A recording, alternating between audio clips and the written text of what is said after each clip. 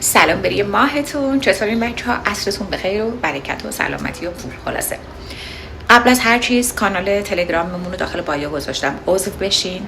کل ساعت جدید آوردم دیگه. سعی میکنم اینجا فقط محصولات نقرمون باشه، اونم محدود.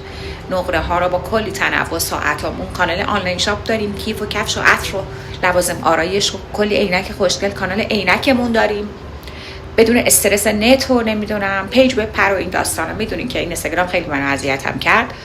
و مسئله دیگه چی میخواستم خدمتتون بگم؟ یادم رفت، میام دوباره. یه مسئله که در موردش میخواستم باهاتون صحبت کنم. حالا دوستایی که پیجای قبل همراه من بودن، من بارها در این مورد حرفامو زدم.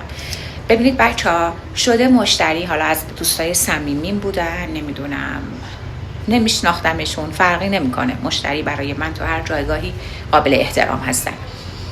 در مورد خریدی که از جای دیگه کس دیگه انجام دادن پرس و سوال کردن. کیفیتش چطوره؟ قیمتش چطوره؟ آیا بهمون گرون داده؟ آیا ارزون داده؟ آیا واقعا آبکاری داره؟ اصلا تو عالم همکاری و عالم دنیای بیزینس قشنگی نیست که در مورد همکار من صحبتی بکنم.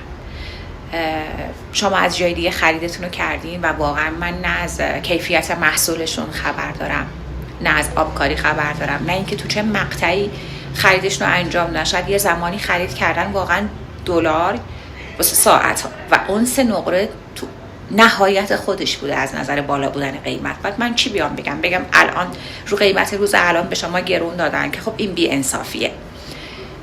نمی کنم اینجوری، سوالم نکنید، منو شرمنده میکنید. ولی در مورد محصولات خودم 1 هفته، 10 روز، 1 ماه اگر تصمیم خرید دارید، هر گونه سوالی داشته باشید، من با جون و دل پاسخگو هستم.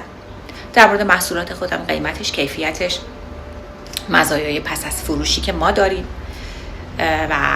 ولی در مورد محصول همکار، قیمت، کیفیت، من شرمنده‌تون.